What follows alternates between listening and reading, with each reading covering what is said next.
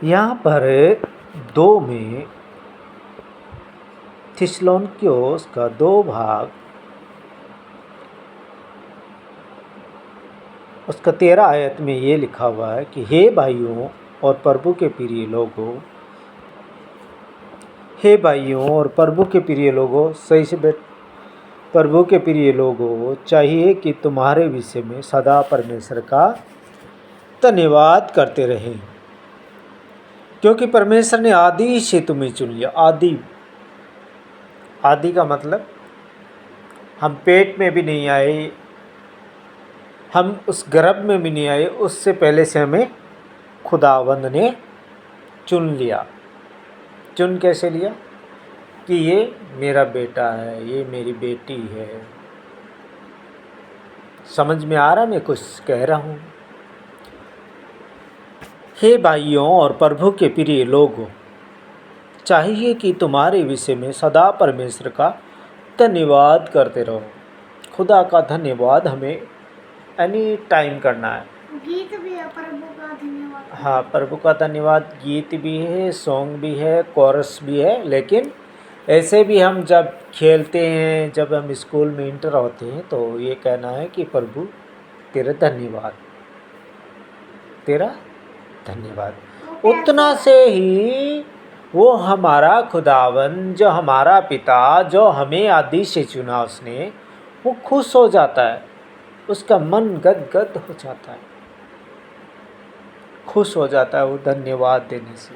वो प्यासू है ना। हाँ, वो धन्यवाद का प्यासा है, पानी है धन्यवाद। उसका पानी है धन्यवाद। वो कहता है कि मेरा बेटा या मेरी बेटी मुझे धन्यवाद देता है तो मेरी प्यास बुझती है, क्योंकि मुझे कुछ नहीं चाहिए। वो कहता है कि मुझे कुछ नहीं चाहिए, क्योंकि जो तुम सोना चांदी पैसा जो भी तुम जो कुछ देते हो सब कुछ मेरा दिया हुआ है, और मेरे दिए हुए में से देते हो।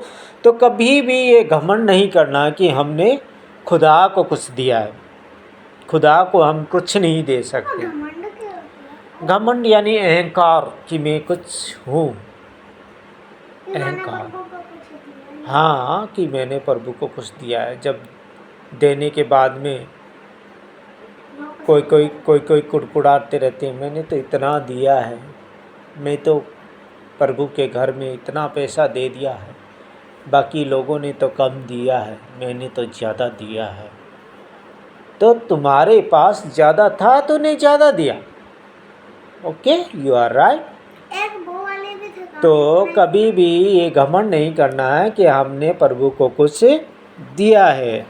तुम्हें देना है तो धन्यवाद दो, क्योंकि मैं धन्यवाद का प्यासा हूँ। तो यहाँ पर कहा है थिस्सलुनीकियों का 2 थिस्सलुनीकियों का 2:13 आयत ये कहती है कि हे भाइयों और प्रभु के प्रिय लोगों, चाहिए कि तुम्हारे विषय में सदा परमेश्वर का धन्यवाद करते रहो, क्योंकि परमेश्वर ने तुम्हें आदि से चुन लिया कि आत्मा के द्वारा पवित्र बनकर सत्य की प्रति करके उद्धार पाओ। सत्य को पहचानो। खुदावंद कहता है मार्ग सत्य मार्ग और जीवन और सत्य मैं ही हूँ। यीशु मसीह कहता है कि मार्ग जीवन सत्य मैं ही हूँ, मेरे सिवा जो मेरे मार्ग पे चलेगा वो खुदा तक पहुँचेगा। जो मुझे जानता है वो खुदा को जानता है, पिता को जानता है। अगर तुम सत्य को पहचानोगे तो सत्य तुम्हें आज़ाद कर देगा। आज़ाद करने का मतलब क्या है? कि हम स्वर्ग में जहाँ कहीं भी घूम सकते हैं, हमें कोई रोक नहीं सकता, कोई वहाँ पर हमें रोकेगा नहीं। क्यों नहीं रोकेगा? उसका पता है आपको क्यों नहीं रोकेगा? क्योंकि हमारे ऐसे ऐसे मुकुट होंगे सर के ऊपर। जो ज़्यादा वचन सुनाएगा, ज़्यादा खुदा की, सही से बैठो, ज़्यादा खुदा की रूहों को बचाएगा। जब खुदा की रूह को बचाएगा, किसी दूसरी आत्मा को बचाएंगे, तो खुदा कहता है ना कि मैं तुम्हें ऐसा मुकुट दूंगा। मुकुट देने की बात कही है ना खुदा ने। तो वो मुकुट जब हमारे सर के ऊपर होगा तो हमें स्वर्ग में कोई रोकने वाला नहीं होगा, क्योंकि वो सब छोटे होंगे। समझ में आ रही बात? क्योंकि वो ज़्यादा खुदा की बातों पे ध्यान नहीं दिया। स्वर्ग में पहुँचे लेकिन उतना ज़्यादा उनके पास ध्यान नहीं दिया उन्होंने, तो उनको उनके काम के अनुसार फल मिला। लेकिन जो ज़्यादा काम किया, जिन्होंने गरीबों को दिया, जिन्होंने गरीबों की सेवा की, विधवा जिसके पति नहीं था उसकी बूढ़ी की सेवा की, उसको पैसा दिया, उसको दान किया, तो वो मुकुट मिल जाने के बाद में अगर मुकुट सर के ऊपर होगा तो वहाँ पर आपको कोई रोक टोक करने वाला नहीं होगा, सैल्यूट मार देगा, कोई भी नहीं रोकेगा। आप जहाँ कहीं भी सड़क के अंदर घूम सकते हैं, यू आर राइट, कोई रोकने वाला नहीं होगा। आज आपने सुना कि प्रभु ने हमें आदि से चुन लिया ताकि हम सत्य को जानकर उद्धार पाएं। आज प्रभु ने हमें चुना है, हमें शैतान की जेल से रिहा किया और शैतान को उचित मोल देकर हमें खरीदा, उचित मोल देकर आज हमें खरीदा। अपना पुत्र या पुत्री बनाया, इसलिए हम अच्छे काम करें, अच्छे से प्रभु की आराधना करें, प्रार्थना में जागृत रहे, जिससे प्रभु कहता है आप उद्धार पाओ। और 14 में कितनी अच्छी बात कह रहा है खुदा का वचन, जिसके लिए उसने तुम्हें हमारे सुसमाचार के द्वारा बुलाया कि तुम हमारे प्रभु यीशु मसीह की महिमा को प्राप्त करो। महिमा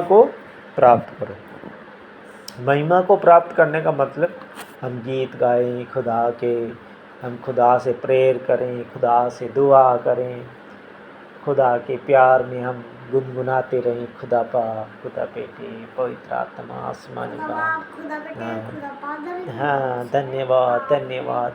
दिन भर हम ऐसे गुनगुनाते रहें, फिल्में ना देख कर, क्योंकि फिल्में हमें कुछ नहीं देगी।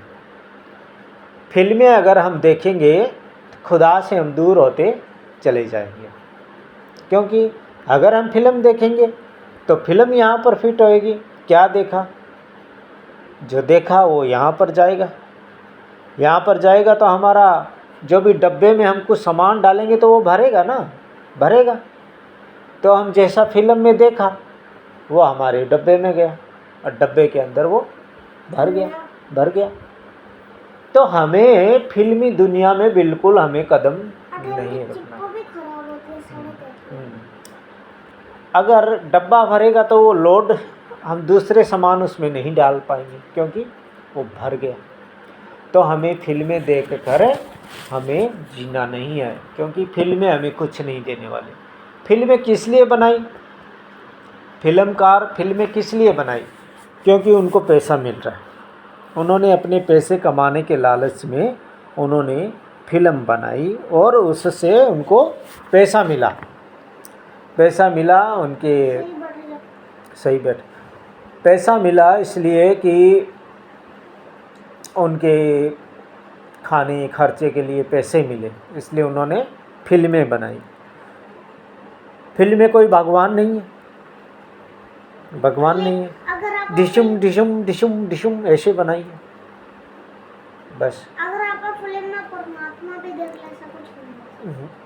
तो हमें फिल्में नहीं देखनी है, हमें खुदा की प्रार्थना करनी है, ठीक है। तो यहाँ पर लिखा है, इसलिए प्रभु जी कहता है कि आप सुसमाचार सुनो और दूसरी आत्मा को सुनाओ और इस योग्य बनो कि प्रभु अपने चरणों में सेवादार बना कर रखे। मतलब हम खुदा के इर्द गिर्द रहे, खुदा के पैरों के पास में रहें, ठीक है ना, खुदा के चरणों में रहें। हम गाना गाते हैं, शीश नवाऊं तेरे चरणों में, है। तो खुदा के चरणों में हम रहें तो खुदा हमें ऐसे अपना हाथ से आशीर्वाद देते रहेगा। मेरा बेटा मेरे पास में है, इसे प्यार करेगा खुदा। तो खुदावंद ये कहता है, इसलिए प्रभु जी कहता है आप सुसमाचार सुनो और दूसरी आत्माओं को सुनाओ और इस योग्य बनो कि प्रभु अपने चरणों में सेवादार बना के रखे। तो आज से आप सभी परमेश्वर के सेवादार बने हो। बोलो हालेलुया। इसलिए हे भाइयों, शिथर और जो बातें आपने चाहे वचन या पत्री के द्वारा सुनी व सीखी है उन्हें थामे रहो। यहाँ पर खुदावंद का कलाम बहुत बड़ी बात कह रहा है। समझ में आ रहा है क्या कह रहे हैं? 15 में कह रहा है थिस्सलुनीकियों 2 अध्याय उसकी 12 आयत से लेकर 15 आयत में क्या कह रहा है? 15 आयत में ये कह रहा है कि इसलिए हे भाइयों, शिथर रहो और जो बातें आपने चाहे बाइबल के द्वारा, क्या कह रहा है, चाहे बाइबल के द्वारा, चाहे प्रभु के द्वारा, चाहे वचन के द्वारा, चाहे पत्री के द्वारा सुनी व सीखिए उन्हें थामे रहो। थामने का मतलब क्या है? हाथ में लेके रखो, याद रखो। अगर हम याद रखेंगे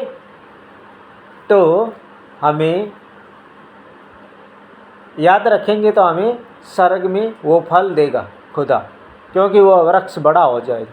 याद रखने से वो जो दरख्त बड़ा हो जाएगा और उसके मीठे मीठे फल लग जाएंगे।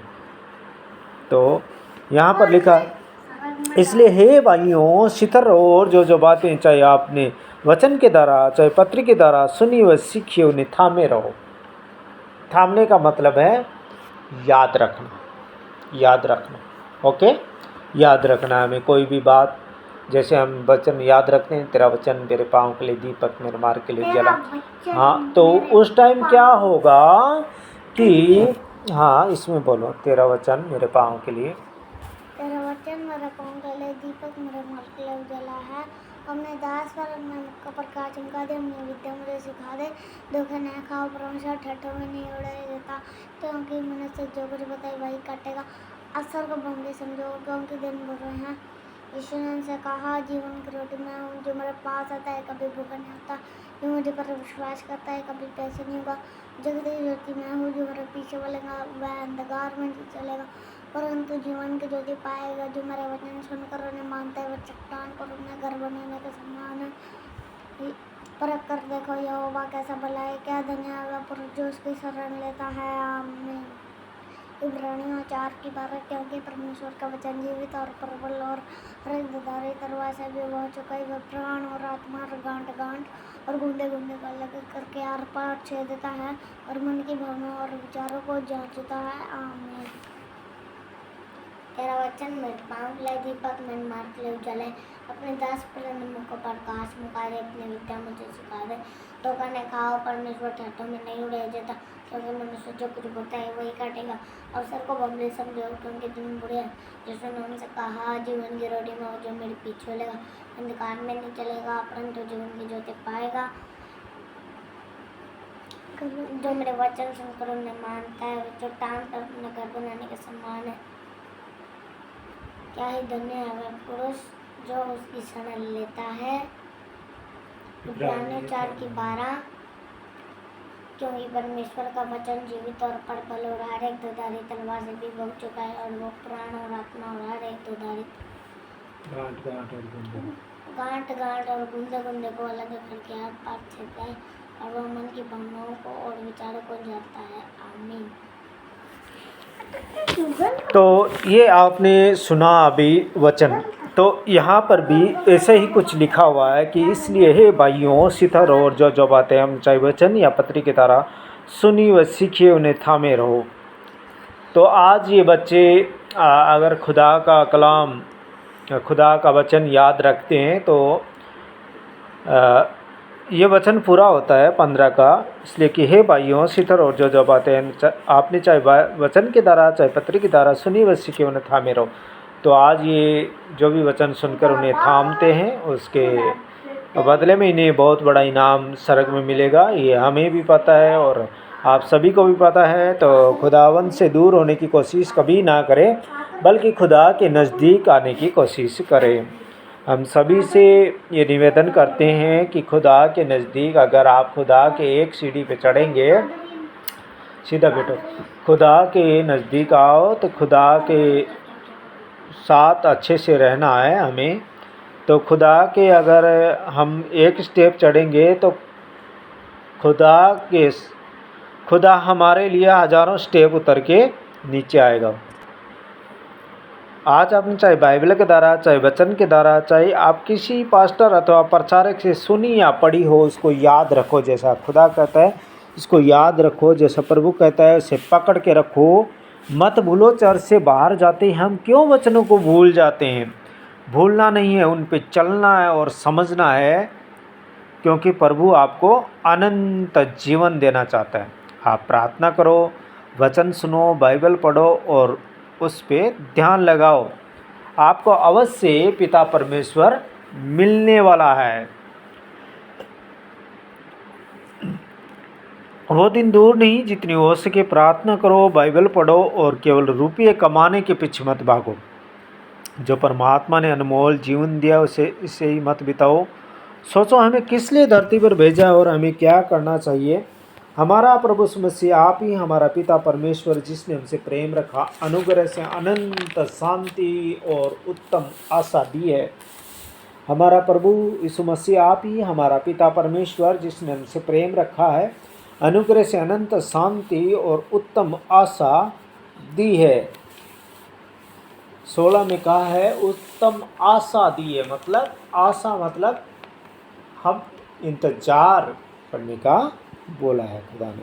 आज प्रभु हमसे इतना प्यार किया, शैतान के पिंजरे से हमें आज़ाद किया और हमें शांति दी और हमें पवित्र किया। जो हम पाप की ज़िंदगी जी रहे थे, क्या आप भूल गए विश्वासी होने से पहले की ज़िंदगी? आज प्रभु आपसे कुछ नहीं मांगता है। प्रभु की महिमा करो, मत भागो पैसों के पीछे, आपको भूख से मरने नहीं देगा। प्रभु ने कहा मैं पक्षी को भूखा नहीं रख सकता, जो ना बोता है ना काटता है। तो मनुष्य बहुत अमूल्य है, हम खुदा की नज़रों में बहुत अमूल्य हैं। अमूल्य का मतलब हमसे खुदा बहुत प्यार करता है, क्योंकि खुदा ने अपने स्वरूप हमें बनाया, अपने जैसा ही हमें बनाया है खुदा ने। तो खुदा हमसे बहुत प्यार करता है।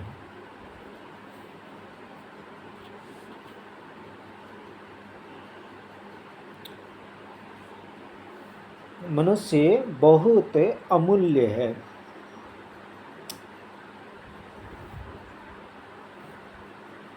पैसों से हमारे को फिजिकली सुख मिलेगा, बॉडी के लिए सुख मिलेगा पैसों से,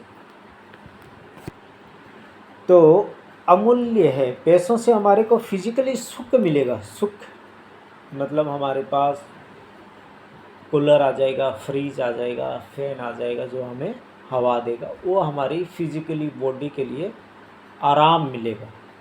लेकिन एक होती है शांति। शांति क्या होती है? मतलब सुकून। वो प्रभु ही देगा। और वो कैसे मिलेगी? वो हमें प्रेयर करने से मिलेगी, हमें गीत गाने से मिलेगी, हमें वचन की अच्छी खुराक लेने से मिलेगी, वचन सुनने से मिलेगी और वचन को याद रखने से मिलेगी वो शांति। कितने लोग हैं जो कुड़कुड़ाते रहते हैं, कुड़कुड़ाते। जैसे मम्मी है, अभी वचन नहीं सुनती, सुबह उठते ही वो कुड़कुड़ाना चालू कर देगी, हल्ला करना चालू कर देगी, क्योंकि वो दिन भर मोबाइल में उसका ध्यान रहता है, जिसकी वजह से शैतान उसके इर्द गिर्द रहता है और उसको कुछ भी अच्छा नहीं लगता है। नींद उसकी पूरी होती नहीं है, क्योंकि आँखों से दिन भर आँखों को हम अगर वेस्ट करेंगे, आँखों को खाली हम उस मोबाइल के अंदर लगाएंगे, तो आँखें तो कहेगी कि हमें कुछ आराम तो चाहिए। और जब हमने 8 घंटे तक अगर उस आँखों को मोबाइल के अंदर लगा दी, तो 8 घंटे सोएंगे भी तो कुछ होने वाला नहीं है, क्योंकि और ज़्यादा आराम उसको चाहिए। और ज़्यादा आराम कर नहीं सकती, क्योंकि उठना भी पड़ता है, काम भी करना पड़ता है। इसलिए हमारे को पैसों से फिजिकली सुख मिल सकता है, लेकिन सुकून, शांति वो केवल परमेश्वर के वचन से, परमेश्वर के गीतों के, भजनों के द्वारा और बाइबल पढ़ने से मिल सकती है। ये शांति वो होती है शांति। उससे हाँ, उससे हमारा दिमाग इधर उधर भटकेगा नहीं। बल्कि शांत रहेगा। तो शांति का वादा परमेश्वर ने किया है, उत्तम शांति का वादा परमेश्वर ने किया है। आशा,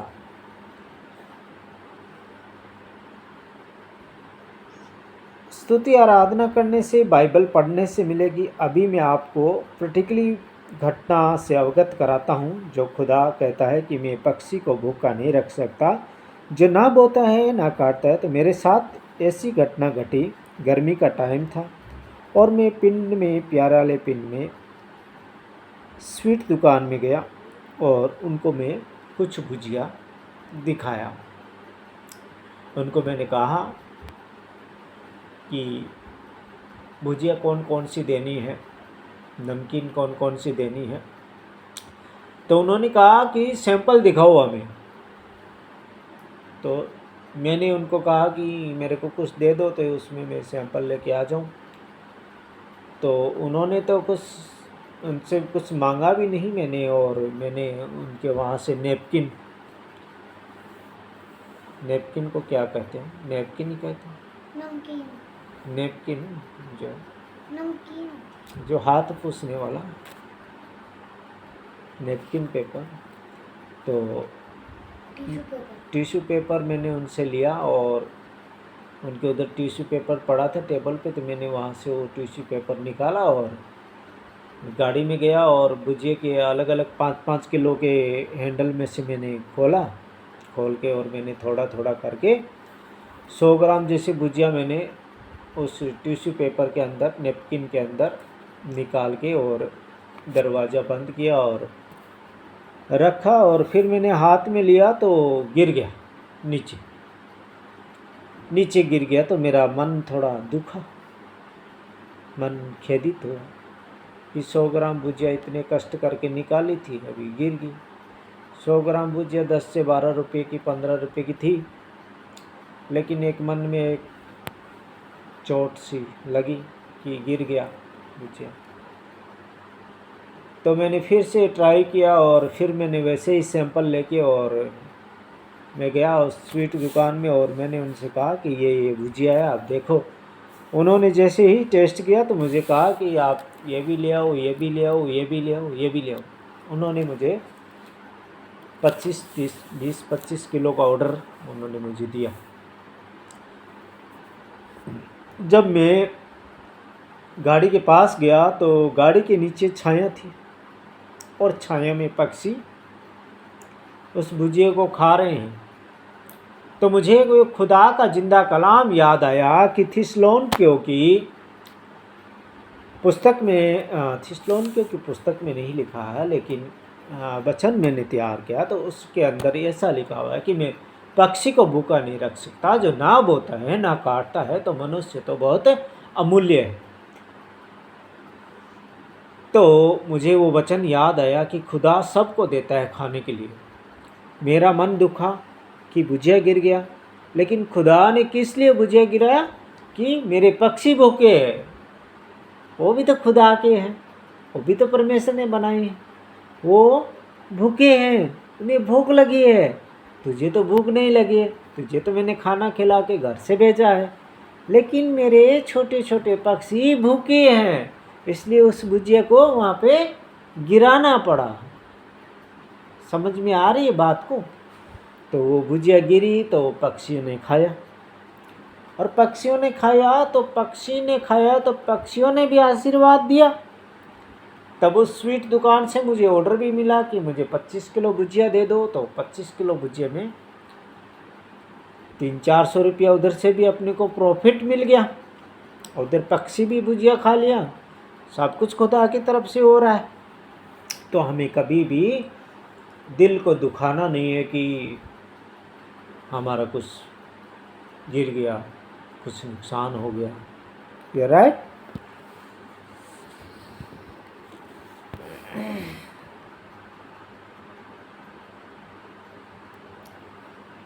पक्षी को भूखा नहीं रख सकता, जो ना बोता है ना काटता है, तो मनुष्य तो बहुत है अमूल्य है।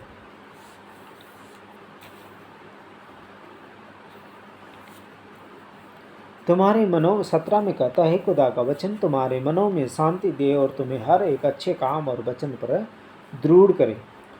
आपके मनों में प्रभु शांति दे और आपको जो प्रभु का चाहे वचन हो, चाहे प्रार्थना हो, चाहे सुसमाचार हो, उन पे आपको कठोर बनाए। कठोर का मतलब दृढ़ बनाए और आप अच्छे काम कर सको और करते रहो। तो आज से हम सब प्रभु के अच्छे काम करेंगे। मत्ती 7:24 कहती है कि जो मेरे वचन सुनकर उन्हें मानता है वह चट्टान पर अपना घर बनाने के समान है। मत्ती 7:24 कहती है। मत्ती अर्चित सुसमाचार उसकी 7 बाब 24 आयत ये कहती है कि जो मेरे वचन सुनकर उन्हें मानता है चट्टान पर अपना घर बनाने के समान है।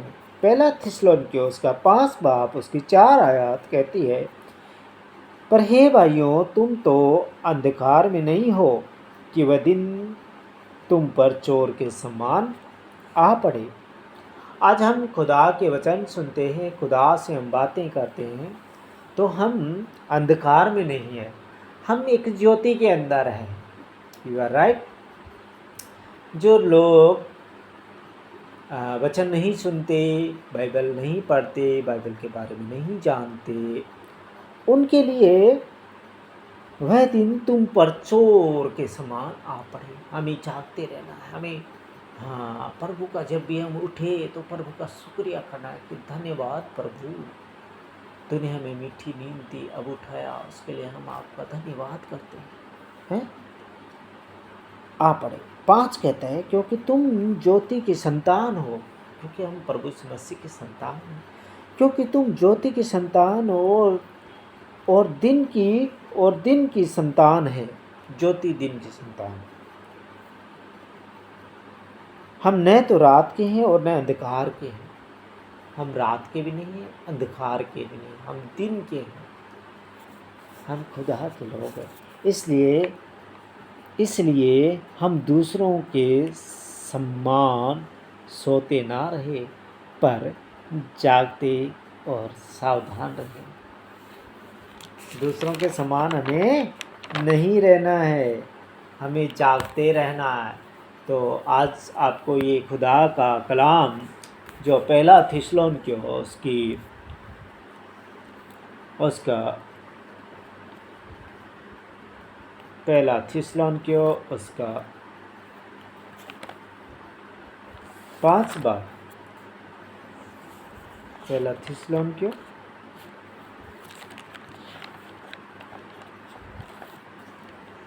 2 बाब 13 से 17 तक हमने मनन किया। पहला थिस्सलुनीकियों उसका 2 बाब 13 से लेकर हम 17 तक मनन किया। आपको ये वचन कैसा लगा? इस वचन को आप सुने और पढ़ें। आपको खुदा बरकत और आशीष दे। आमीन।